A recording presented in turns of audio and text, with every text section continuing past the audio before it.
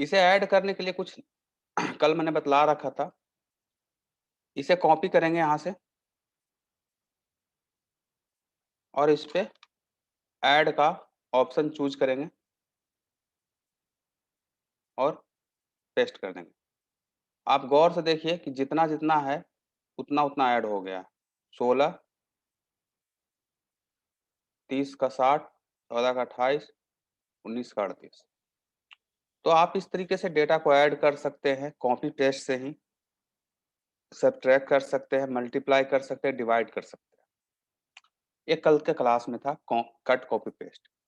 उसमें एक है कट कॉपी पेस्ट के अलावा है फॉर्मेट पेंटर। फॉर्मेट पेंटर का मतलब होता है कि आप जो भी उसमें एडिटिंग किए हैं, जो भी फॉर्मेटिंग किए हैं, वो सारा को कॉपी करता है और वो सेल वाइज कॉपी करता है। उससे पहले सेल के बारे में देखते हैं, फॉर्मेट पेंटर बतलाते हैं कुछ देर के बाद, 2 मिनट के बाद बतलाते हैं, तब तक सेल के बारे में बताते हैं। कि मैंने कल क्लास में बतलाया था कि जो सबसे छोटा वाला जो बॉक्स आपको नजर आ रहा है सेल है, राइट? इसमें कोई दिक्कत? सबसे जो छोटा सेल आता है इसमें हम कोई भी कंटेंट को, कुछ भी डेटा को यहाँ पे हम पुट करते हैं, रखते हैं। अब सेल क्या-क्या होल्ड कर सकता है, सेल क्या-क्या रख सकता है, सबसे पहली बात ये है। ध्यान देने वाली बात यहाँ पे आएगी, सेल क्या-क्या रख सकता है। पहला वो रखता है टेक्स्ट।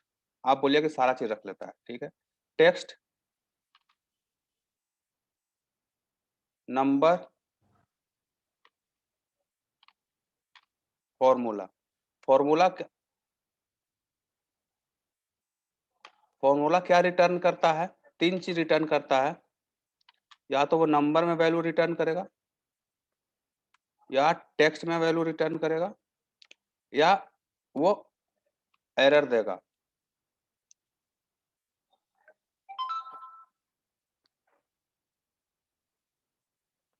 ठीक है? इतनी बात समझ में आ गई? सेल क्या-क्या होल्ड कर सकता है। इसके अलावा ऐसा नहीं कि आप सेल में कोई इमेज डाल देंगे, सेल में कोई टेबल डाल देंगे, ऐसा नहीं हो सकता है। आप टेक्स्ट डाल सकते हैं, नंबर डाल सकते हैं, फॉर्मूला डाल सकते हैं।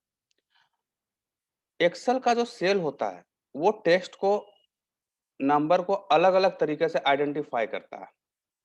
हम लोग को लगता है कि वन टाइप किया हुआ है, तो हम लोग बहुत ही ईज़िली बोल देते हैं कि ये नंबर है और ये टेक्स्ट है। हाँ या ना? जो न्यू स्टूडेंट है वो बता सकते हैं। इसमें लगभग-लगभग सारे लोग कुछ न कुछ तो एक्सेल सीखे हैं कहीं न कहीं से। लेकिन मैं ये बतला रहा हूँ कि जब हम टाइप करते हैं, हम मुझसे अगर पूछा जाए कि ये क्या है? तो हम लोग ईज़ी वे में बोल देंगे कि ये नंबर है। ये क्या है? ये टेक्स्ट है। अब एक्सेल को कैसे पता चलता है कि ये नंबर है या टेक्स्ट है? नंबर है तो इसमें कैलकुलेशन हो सकता है, और टेक्स्ट में है तो इसमें अलग तरह का फंक्शन यूज़ हो सकता है, लेकिन कैलकुलेशन इसमें नहीं होगा। ऐसा नहीं हो सकता है कि आप कुंदन प्लस कुंदन बराबर अलग एक फ़ॉर्मूला बना देंगे, ऐसा कुछ नहीं हो सकता है। लेकिन आप इतना है और कोई और डिजिट है, और दोनों को आप कोई फंक्शन लगा करके इसे ऐड कर सकते हैं।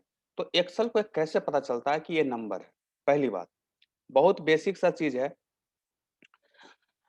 जब कभी भी आप टेक्स्ट और नंबर को देख रहे होंगे, दोनों के अलाइनमेंट में अंतर दिख रहा होगा। एक है जो आपके सेल के राइट साइड में है और एक है जो सेल के लेफ्ट साइड में है। जब कभी भी एक्सेल को बाय डिफ़ॉल्ट राइट मिलता है, तो वो समझता है कि ये जो लिखा हुआ चीज़ है, वो नंबर है।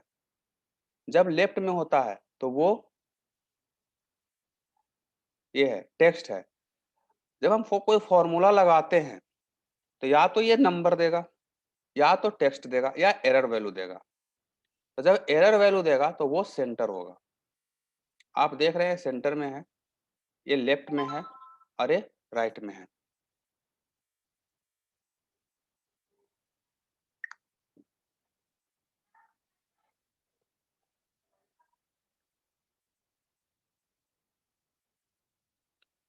ठीक है? अब इसमें हम चलते हैं, कुछ आगे चलते हैं। अब जैसे ही हम नंबर टाइप किए, अब बाय द वे यहाँ पे मैं एक जो हम लोग को देखने में लग रहा है कि ये नंबर है, लेकिन एज एज पर अलाइनमेंट आप देख रहे हैं ये लेफ्ट है, तो लेफ्ट में है तो क्या हो गया ये एक्सेल के लिए लेफ्ट में तो टेक्स्ट आया है। टेक्स्ट हो जाएगा। हम लोग पढ़े लिखे इंसान हैं, हम देख के बता दें कि नंबर है, एक्सेल गलत कर रहा है, लेकिन एक्सेल गलत नहीं कर रहा, उसको जो कुछ बतलाया गया उसके अकॉर्डिंग ये टेक्स्ट है।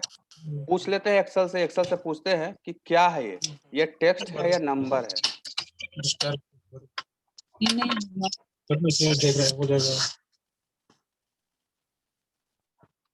इज नंबर, क्या नंबर है ये? वो बोलता है हाँ ये नंबर है, ये भी नंबर है, लेकिन ये नंबर नहीं है, फॉल्स।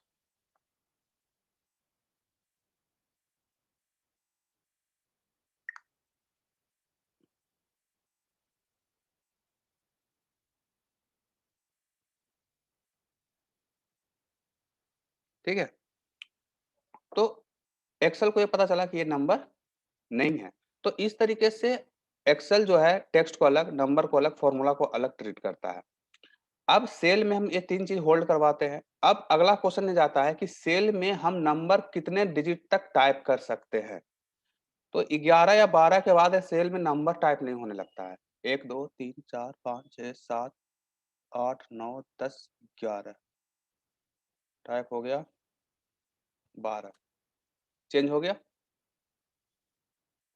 इसके लिए अलग फंक्शन है कि 12 डिजिट का अगर मेरे पास नंबर रहेगा, अगर अकाउंट नंबर रहेगा तो 16 डिजिट में होता है, तो हम कैसे टाइप करेंगे, वो अलग फंक्शन है।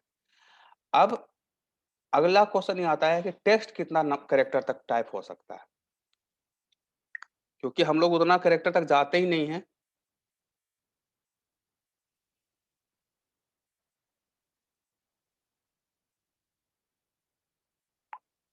तो टेक्स्ट कितना कैरेक्टर तक हो सकता है, एक चीज चेक करेंगे।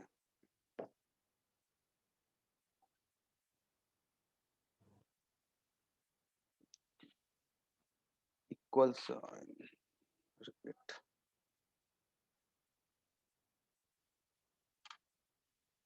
ये टाइप हो सकता है 32766, मतलब 32,767 तक जाएगा। एक मैंने कम रखा है, दिखाता हूं मैं। ये उतना बार टाइप है, उतना करेक्टर का है ये। अब इसमें एक करेक्टर और बढ़ाते हैं, कोई भी बढ़ गया, फिर एक करेक्टर बढ़ाएंगे, इसके बाद वो बढ़ेगा ही नहीं। मैं टाइप कर रहा हूं, नहीं हो रहा है। तो जो लास्ट डिजिट है, जितना आप करेक्टर इसमें टाइप कर सकते हैं विथ स्पेस, वो है 32767। इतना करेक्टर तक इसमें टाइप आप कर सकते हैं। इससे ज्यादा अगर टाइप नहीं हो रहा है तो आप समझ जाइए कि आप करेक्टर का वो लिमिट क्रॉस कर चुके हैं। अब इसके आगे आते हैं कि क्या होता है। हम किसी सेल को या तो सेल के अंदर जाकर फॉर्मेटिंग कर सकते हैं या पूरे सेल को फॉर्मेट कर सकते हैं। सेल को अगर फॉर्मेटिंग करेंगे तो पूरे सेल पे इफेक्ट आएगा। लाइक अगर हम इसे बोल्ड करना है तो सिलेक्ट करके सेल को बोल्ड पे क्लिक करेंगे तो ये बोल्ड हो गया। कोई फॉन्ट वगैरह अगर चेंज करना है तो आप इसको फॉन्ट चेंज कर सकते हैं, पहले से अलग फॉन्ट में हो जाएगा, लिखावट है जो चेंज हो जाएगा। आप अंडरलाइन करना है तो आप अंडरलाइन कर सकते हैं, इटैलिक कर सकते हैं। इसको बॉर्डर देना है तो आप इसको बॉर्डर दे सकते हैं। अगर एक डेटा रेंज है, मतलब कि कुछ दूर में डेटा है, इतना दूर में डेटा, ऐसे बॉर्डर देना है तो जितना आपको बॉर्डर देना है उतना सिलेक्ट कीजिए, और बॉर्डर के मोर ऑप्शन में जाकर के अलग अलग तरीके का आप बॉर्डर दे सकते हैं। अगर आपको सिंपली कोई बॉर्डर देना है तो आप इस पे क्लिक कीजिए, बॉर्डर हो जाएगा ये ऑल। अगर आपको लगता है कि नहीं इसका बॉर्डर का डिजाइन वगैरह सब चीज चेंज कर दे तो इसके कस्टम बॉर्डर स्टाइल में मोर बॉर्डर में जाएंगे।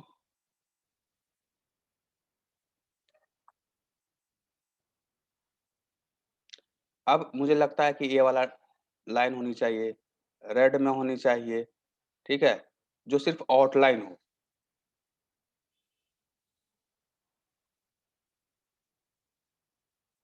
ये कलर येलो जिसका इनसाइड वाला हो। ओके, आप देख रहे होंगे कि इनसाइड अलग कलर से हुआ है, आउटलाइन अलग कलर से हुआ है। तो ये बॉर्डर का कस्टम सेटिंग है। बाकी आप जो ऊपर से देख रहे हैं वो सामने आपको नजर आ रहा है। बॉर्डर का शॉर्टकट की होता है, अगर बॉर्डर को सिंपल देना चाहते हैं पूरे ऑल को, तो ऑल्ट HBA, ठीक है, ऑल्ट होम बॉर्डर ऑल, ये शॉर्टकट की है। तो ये बॉर्डर का, इटैलिक का कंट्रोल I, बोल्ड का कंट्रोल B, अंडरलाइन। आप इससे एक स्टेप आप फॉन्ट साइज बढ़ा सकते हैं। लेकिन अगर आपको सेल के अंदर जा करके किसी टेक्स्ट को फॉर्मेटिंग करना है, लाइक कुंदन कुमार वर्मा लिखा हुआ है, सिर्फ कुमार को रेड करना था, तो आप सेल के अंदर जाएंगे और इसको बोल्ड करेंगे या इसको फॉर्मेट चेंज करेंगे, तो ये आपका सेल का अंदर का चेंज होगा। अब क्या है कि मुझे हूबहू अगर ये फॉर्मेटिंग जो नंबर लिखा हुआ है जिस फॉर्मेटिंग में लिखा हुआ है, जैसे बोल्ड है, इसका सेल जो है वो येलो से है, इस हूबहू फॉर्मेटिंग हमें इन सारे पे अप्लाई करना है। तो कैसे करेंगे? जो सेल आपका जैसा आपको चाहिए उसको उस पे क्लिक कीजिए, फॉर्मेट पेंटर पर क्लिक कीजिए और जिस पे चाहिए उस पर इसको ड्रैग कर दीजिए। आप देख रहे होंगे कि इसके कंटेंट में कोई चेंजेस ना आया। यहाँ नंबर था, यहाँ कुंदन का कुंदन लिखा हुआ है, लेकिन इसका फॉर्मेटिंग सारा का सारा नंबर जैसा हो गया, जैसा नंबर में लिखा हुआ था। ये फॉर्मेट पेंटर में। यहाँ पे कोई दिक्कत?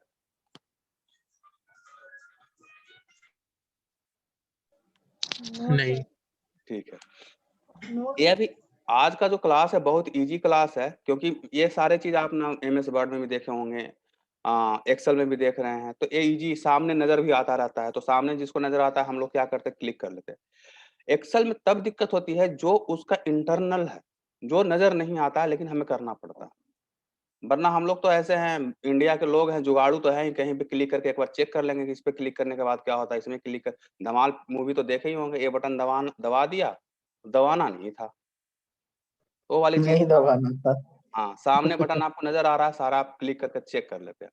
और वो अपने एक्सपीरियंस के हिसाब से उसका ओपिनियन निकालते हैं कि इससे ये होता है, इससे ये होता है, इससे होता है, लेकिन आंसर अलग अलग हो सकता है। अब हम चलते हैं, ये हो गया फॉर्मेट पेंटर, समझ में आ गया? फॉर्मेट पेंटर क्या करता है, आपके फॉर्मेटिंग को कॉपी करता है और जहां पे आपको अप्लाई करना है उस जगह पे इसे ड्रैग करेंगे तो हूबहू वही फॉर्मेटिंग जहां से कॉपी किया गया है वो फॉर्मेटिंग आपके जिस पे आप ड्रैग कर रहे हैं उस पे अपीयर होगा। ये फॉर्मेट पेंटर का काम है। उसके बाद फॉन्ट ग्रुप में आते हैं, तो फॉन्ट चेंज करने के लिए, बोल्ड करने के लिए, इटैलिक करने के लिए, अंडरलाइन करने के लिए, साइज बढ़ाने के लिए ये है। अगर आपको कभी, जैसे ये तो ऑटोमेटिकली लेता है, 10th लिखना है, T और H लिखना है, TH ऊपर होना चाहिए। अब ये कैसे करेंगे? तो वो होगा फॉन्ट के जो डायलॉग बॉक्स है इसको आप लॉन्च करेंगे और इसमें सुपर स्क्रिप्ट लिखा हुआ है। तो उसके लिए क्या करना होगा कि जिस जिस करेक्टर को आपको सुपर स्क्रिप्ट में रखना है, मतलब ऊपर में रखना है, स्क्वायर जैसा रखना है, तो उसको सिलेक्ट करेंगे, फॉन्ट डायलॉग बॉक्स खोलेंगे और सुपर स्क्रिप्ट पर इसे चेक मार्क लगाएंगे और हो गया।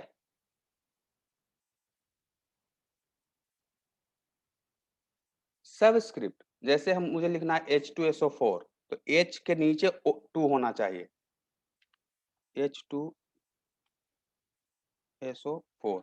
अब 2 और 4 दोनों नीचे होगा, तो जिसको करना है उसे पहले सिलेक्ट करेंगे और सब स्क्रिप्ट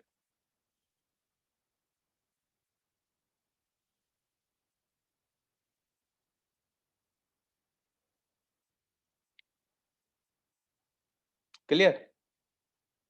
इसमें कोई दिक्कत? नहीं नहीं सही है। कुंदन एक और बार बता दो। ओके,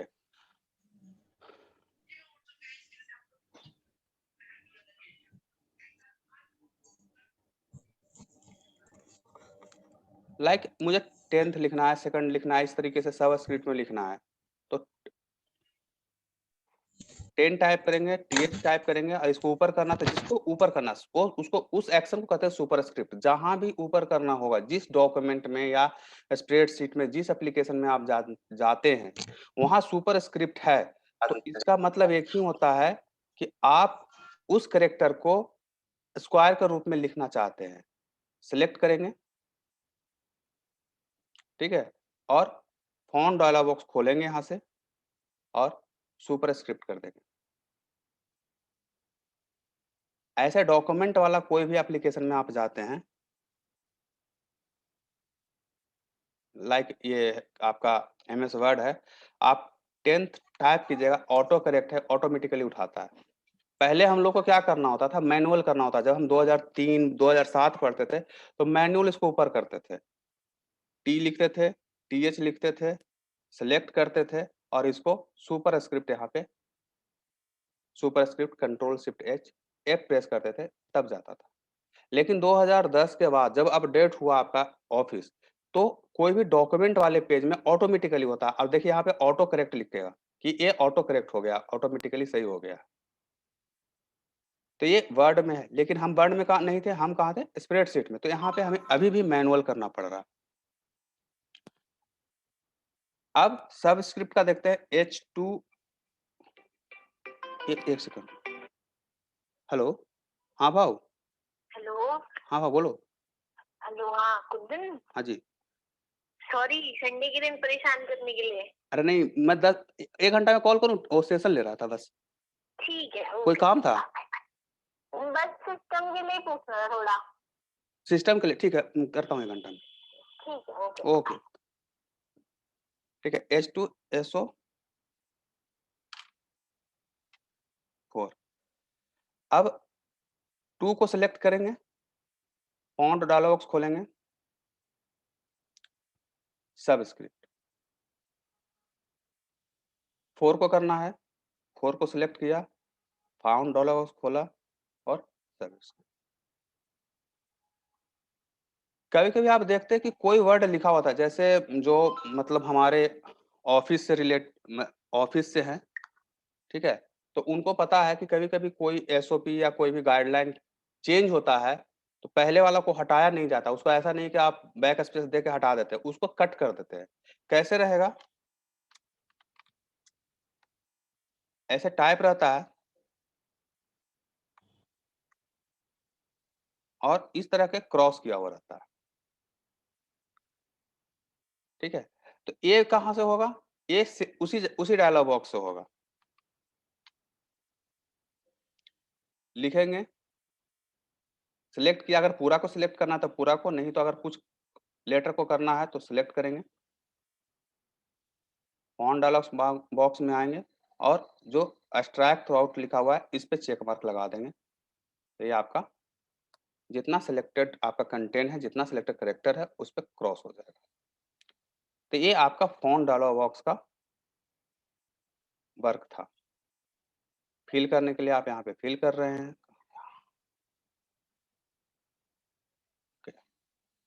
ठीक है? कोई कलर फिल करना है, ग्रेडियंट में फिल करना है, तो आपको मोर देखते हैं, एक बार मोर कलर में आ रहा है, नहीं इसमें नहीं, कोई बात, ठीक है? तो ये हो गया। तो ये आपका फॉन्ट डायलॉग बॉक्स का काम है। इसमें कोई दिक्कत अभी तक? दिक्कत आपको स्टार्टिंग होगी नंबर से, यहाँ तक कोई दिक्कत नहीं आएगी। यहाँ तक कोई दिक्कत नहीं। No sir. अब अलाइनमेंट ग्रुप में आते हैं। अलाइनमेंट ग्रुप में क्या होता है कि हम सेल के अंदर टेक्स्ट को कैसे रखना चाहते हैं, ठीक है? लाइक यहाँ पे लिखना है DCA, ये सेंटर में होता,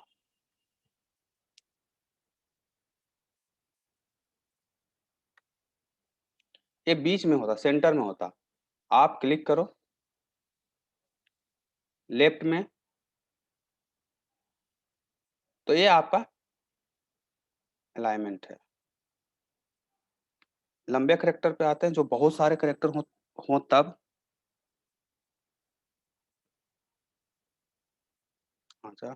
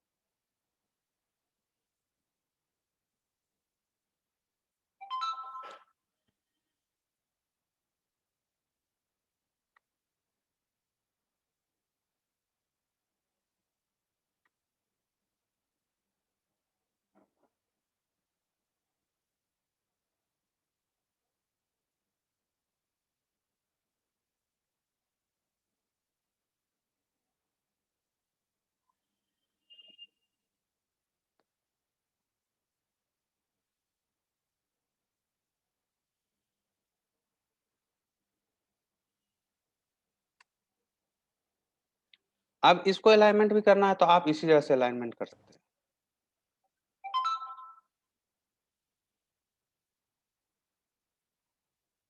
ठीक है। अब कभी-कभी क्या होता है, ओके, अब आपका कभी-कभी आप लिखा हुआ देखते होंगे कि कुंदन लिखा हुआ है और कोई भी लिखा हुआ है, तो वो हॉरिजॉन्टल में ना होकर वर्टिकल में लिखा रहता है। ठीक है। तो इसके लिए आता है सेल ओरिएंटेशन पे जाएंगे, क्लिक करेंगे, आप इसका एंगल है इस पे क्लिक करो, आपका ये हो गया।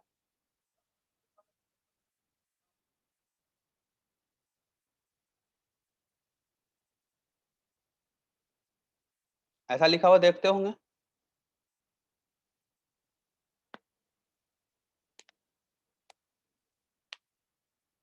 मेरी आवाज आ रही है? जी हाँ भी आ रही है। हाँ ठीक, इसमें कोई दिक्कत नहीं भी है। ठीक है। अब इसमें कभी-कभी क्या होता है कि कोई डिग्री वाइज हमको मूव करना है, 45 डिग्री, 90 डिग्री, समथिंग ऐसे कुछ। तो आप इसके फॉर्मेट से अलाइनमेंट में जाएंगे और यहाँ पे जितने एंगल पर इसको करना है आपको, आप उतने एंगल पर इसको मूव कर सकते हैं।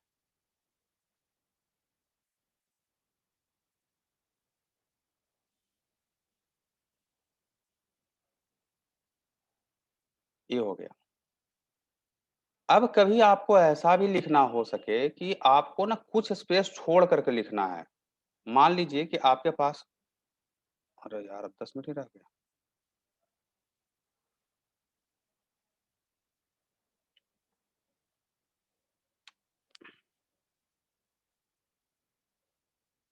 अब यहाँ पे कुछ ऐसा हो कि कुछ स्पेस छोड़ के लिखना है, तो लोग क्या करते हैं ना कि एक सेल को ही छोड़ देते हैं, आगे से एक सेल को छोड़ देते हैं, दूसरे सेल से लिखना स्टार्ट करते हैं। जो स्मार्ट काम करते हैं वो क्या करते हैं कि पहले से सेटिंग कर लेते हैं।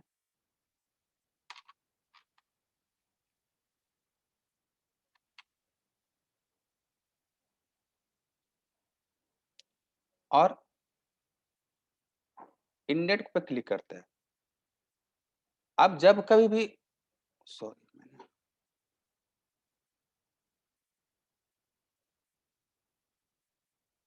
अब पूरे में सेट हो गया। आप जब कभी भी इस पे कुछ टाइप करेंगे तो उस इंडेंट को ऐड करके उतना स्पेस छोड़ करके ऑटोमेटिकली ये टाइप होगा। आप नीचे देख सकते हैं।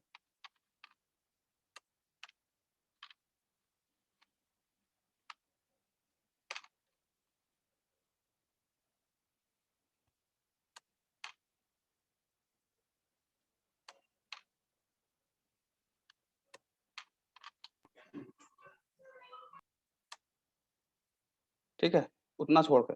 तो ये आपका इंडेंट से है, यहाँ से। सर एक बार प्लीज बताएंगे सर, नहीं समझ में आया। अच्छा ठीक है। सबसे बड़ी बात है कि कभी-कभी हमें क्या होता है कि एक ही सेल में कुछ स्पेस देके छोड़ना होता है, लिखना होता है। तो कुछ लोग क्या करेंगे, एक उसका पहला सेल छोड़ देते हैं, दूसरे सेल से लिखना स्टार्ट करते हैं। कुछ लोग क्या करते हैं कि स्पेस का यूज करते हैं, space KUNDN Kundan, space ROCKY Rocky, space KAMINI कामिनी, स्पेस MUSKN मुस्कान, स्पेस ROUSH रोशन। ऐसे अब स्पेस में क्या होता है कि कभी कभी करेक्टर ना आगे पीछे हो जाता है, उसके लिए क्या करेंगे, हम सिलेक्ट करेंगे, एंडेड पे जाएंगे, इंक्रीज इंडेड में बड़ा क्लिक करेंगे, ये अपने अकॉर्डिंग हो जाएगा। आप इस पे टाइप कर सकते हैं कुंदन, इसमें स्पेस दबाने की आपको कोई जरूरत नहीं है।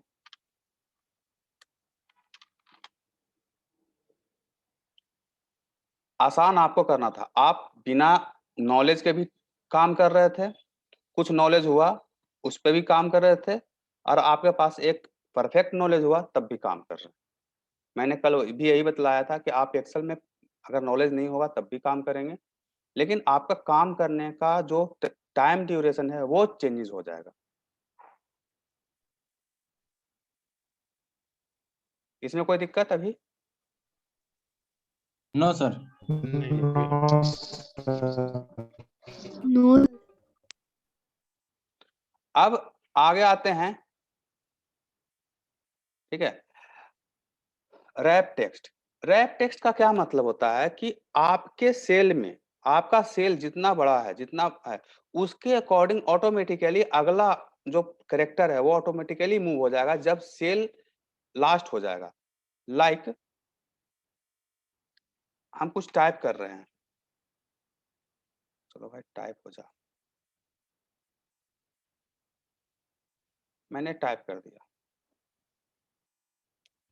अब सेल क्या हो गया कि रैप टेक्स्ट के हो गया, और इस सेल में ये मूव होता जा रहा है, इसको बढ़ा रहे हैं तो इस तरीके से बढ़ रहा है, इसको हम रैप टेक्स्ट ऑफ कर देंगे तो एक लाइन में हो गया, आप देख सकते हैं, ठीक है। तो इसको क्या करते हैं कि मुझे सेल की लंबाई इतनी करनी है, उसके बाद रैप टेक्स्ट करेंगे तो उसी के अकॉर्डिंग ये मूव होता जाएगा, इतना उसकी लंबाई चौड़ाई थी, यहाँ के बाद अपने आप हो गया। लेकिन कभी कभी क्या होता है कि मुझे मैनुअल ब्रेक करना होता है, लाइक कुंदन लिखे, इस कुंदन के नीचे मुझे कुमार लिखना है,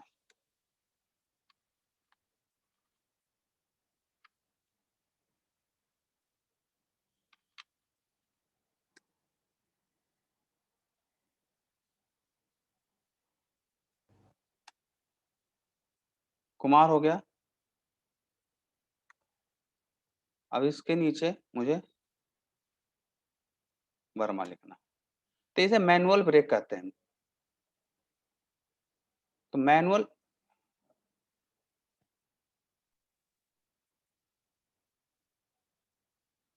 ब्रेक में क्या करेंगे, ऑल्ट के साथ इंटर जब प्रेस करते हैं तो मैनुअल ब्रेक होता है, like K alt enter, U alt enter, N alt enter, D alt enter, A alt enter, ये हो गया रैप टेक्स्ट का, ये होता है।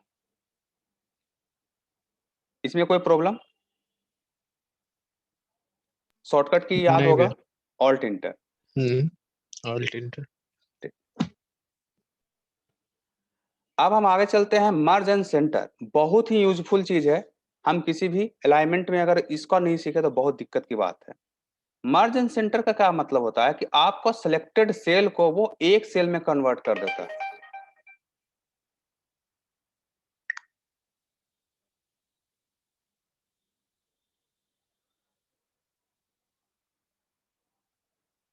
ठीक है, इतना तो सिलेक्ट हो गया, इसको मर्ज एंड सेंटर किए, अब इस सेल को वो एक सेल में कन्वर्ट कर दिया। तो हमें कभी कभी क्या होता है कि दो तीन सेल को यूज करना होता है, कब? जब आपका ऊपर का हेडिंग एक हो और नीचे का हेडिंग मल्टीपल हो, तब ऐसा करेंगे। ऐसा ना हो कि अगर ऊपर बड़ा है नीचे एक ही सेल है तो आप उसमें नहीं कीजिए, आप इस सेल के विड्थ को बढ़ा सकते हैं जब जरूरत पड़े तो। लेकिन ऐसा हो कि ऊपर एक करना है, यहाँ पर लिखना है देव सेना, यहाँ पे लिखना है जैन, यहाँ पे लिखना है फेब यहाँ पे लिखना है, मार्च यहाँ पे अप्रैल यहाँ पे लिखना है, मई। और अगला किसी और बंदे का था,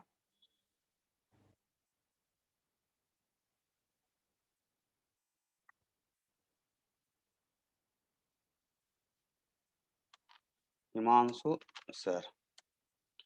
तो हमारे पास 2 बंदे का यहाँ पे नाम आ गया। तो इस तरीके से मर्ज एंड सेंटर यूज करते हैं। एक्रॉस अगर हमको 4-5 सेल में करना है और सिर्फ कॉलम कॉलम करना है, रो ना होना चाहिए, तो मर्ज एक्रॉस का इसमें ऑप्शन है। आप यहाँ पे टाइप करके देखेंगे कि सिर्फ कॉलम कॉलम मर्ज हुआ है, रो नहीं हुआ है।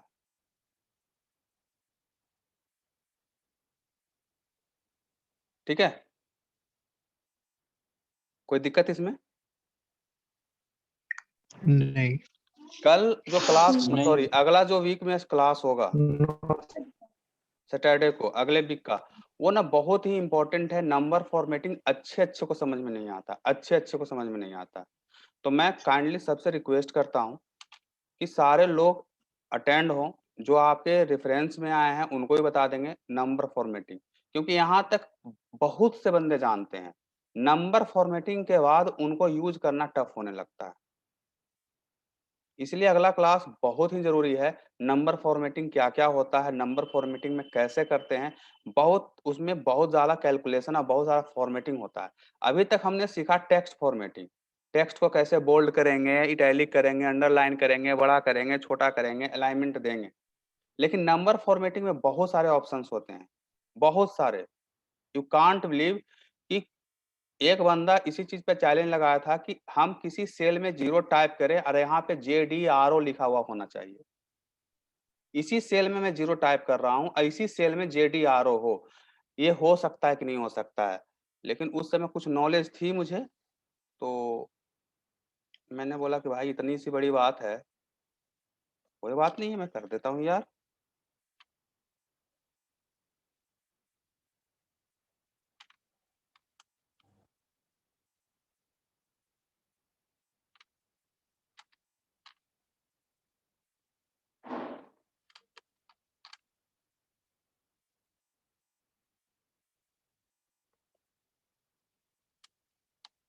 अब इसमें हम कोई भी करेक्टर टाइप कर रहे हैं तो नहीं हो रहा है 0, जैसे 0 टाइप करते हैं JDRO आ रहा है। तो एक छोटा सा नमूना है, इसमें बहुत सारे तरीके हैं। तो अगले वीक के जो सैटरडे होगा उसमें बतलाया जाएगा। प्लीज आप जो रेफरेंस में आए हैं उनको भी बतला देंगे और आप लोग आ जाएंगे, क्योंकि जो इम्पोर्टेंट पार्ट है आपका अब स्टार्ट होगा और आपको फॉर्मूला में स्टार्ट होगा।